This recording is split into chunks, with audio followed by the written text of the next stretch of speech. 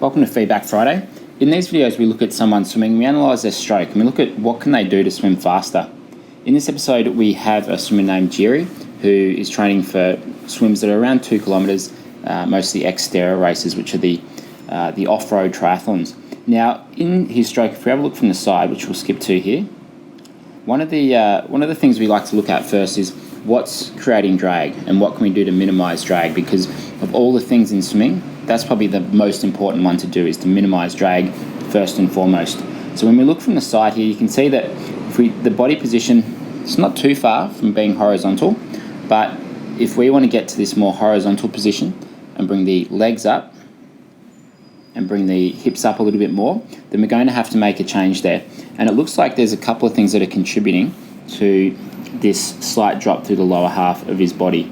One of the things that can contribute to it is head position. Now, the body position is not totally controlled by the head, and if you've seen any of these videos before, you will know that we recommend looking anywhere from straight down to 45 degrees. Now, at the moment, he's looking a little bit too far in front, and I think that's partly what's causing the hips to drop down quite so low. And you'll also see he's got a reasonable arch through his lower back when he does look too far forwards.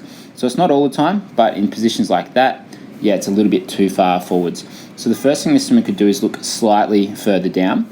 I still like to see the crown of the head or the top of the head above or outside the water. If the whole head goes under the water, then for most people they need to lift their head up to breathe. So what we like to encourage is keeping the crown of the head out of the water.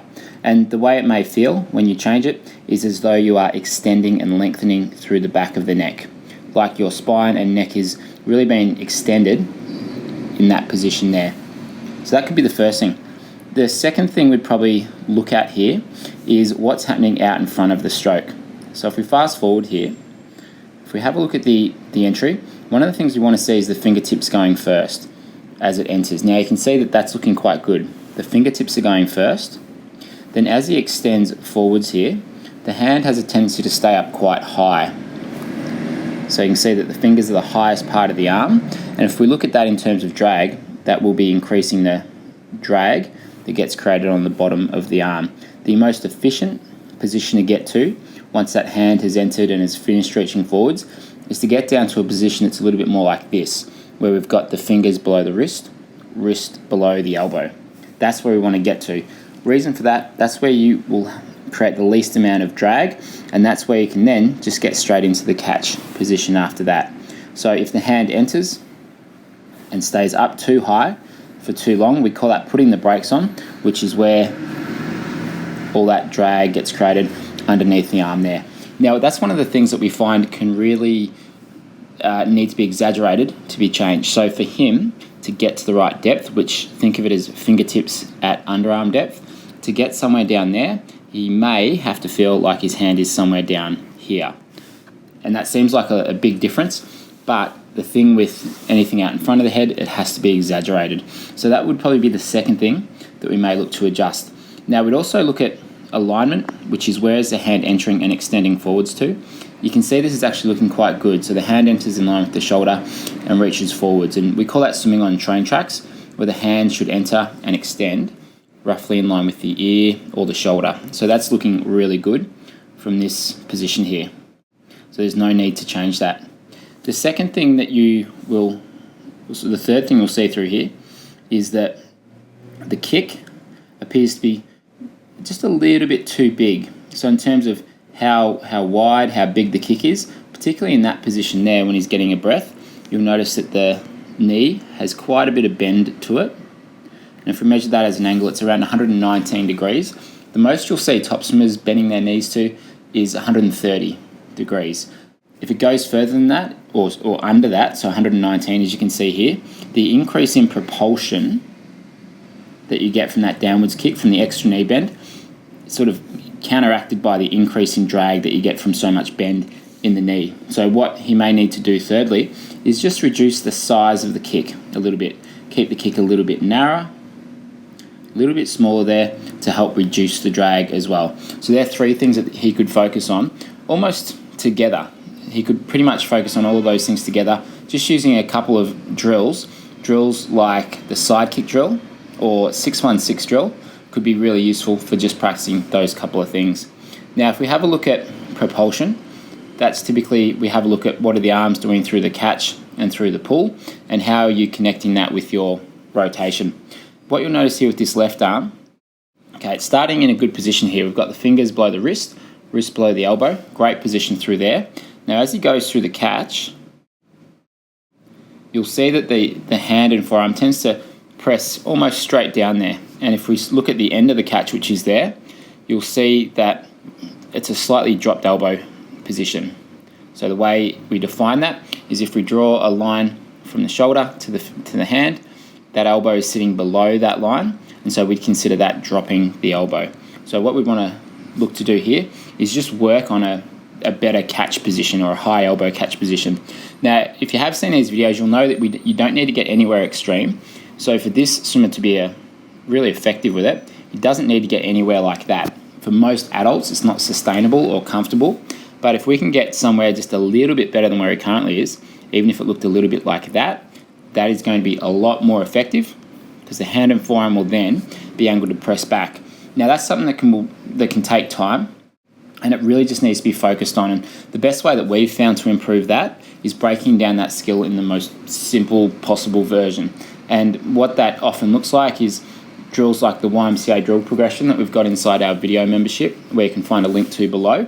And you may have even seen a video just on the YMCA drill, which I'll include here as well. And you can find a link to that in the description. So drills like that can break down the skill into its most simplest form, and that can help you retrain that motor pattern that we want to change. If you have a look at the right arm, similar thing, we know that hand stays a little bit too high. So we just want to fix that so that the hand is not above the elbow and the shoulder. And as he goes through here, he sets this one up a little bit better. Now, it's not the best angle to have a look from, but you can see that the fingertips are pointing down a little bit more. Seems to be a slightly better catch as he goes through. And the way that we'll have a better look at this is from the front. So if we skip to this view here, you'll see that on this left-hand side, all right, that left arm, as he finishes there, that arm, if we were looking straight on, it's going to be a little bit too straight, a little bit too deep, so there's not much bend in the elbow. Now, if we look at that roughly as an angle, it's 151 degrees. You'll find that most elite swimmers are in the 100 to 120 degree range, which looks a little bit more like this. Now, the reason they get to that position is it means they can use their lats most effectively, and that's the best position to be able to get that high elbow position, where the hand and forearm is a little bit more vertical, providing more surface area as you're pressing back. So he's going just a little bit too deep there. So what he may need to do, even using some of those YMCA drills, would be that elbow probably needs to go out a little bit wider, potentially up a little bit higher as well, and he will just need to get that hand on the inside of the elbow. So not wider than the elbow, but on the inside of it, closer towards the center. And we refer to this as the power diamond. So if you had both arms in the position that we want, it would make this diamond sort of shape. So in our training videos inside the video membership, or if you come to a clinic, we refer to that position as the power diamond. And you'll see here on his right arm, he gets a slightly better position through here. So there's a little bit more bend, which is good, but it's not going to quite translate. 129 degrees might be a little bit more than that if we were looking front on, but still a pretty good position. But that elbow is probably just needs to be out a little bit wider, and that hand somewhere in that position there. So that's what we'd want to work towards. Now, that would give him enough to work on for at least the next couple of months, and that's really going to be those big rocks that if we change those in the course of 2 to 3 months, you could see quite a dramatic improvement in his swim speed.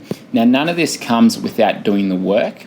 So if he was to just focus on his technique, but only train once a week, it's not going to improve him too much. So what we like to recommend is swimming at least 3 times a week. That's where you can typically find the most improvement, by swimming at least 3 times a week. Now, if you'd like to work with us, we do stroke analysis online, and you can find the link below. So if you'd like to submit your own videos, and we work on a regular basis where you will end up sending a video 2 or 3 weeks apart, and then we can continue to improve your own stroke. So if you are training for an Ironman event or a triathlon, then we can help you bring your swim pace down by 5, 10, 20 seconds or more over the course of a number of months, and we do this daily with a number of triathletes and open water swimmers. So you can find the links below there. If you haven't subscribed to the video, make sure you click the subscribe link and the notification bell if you haven't already, and I'll see you next week with another video.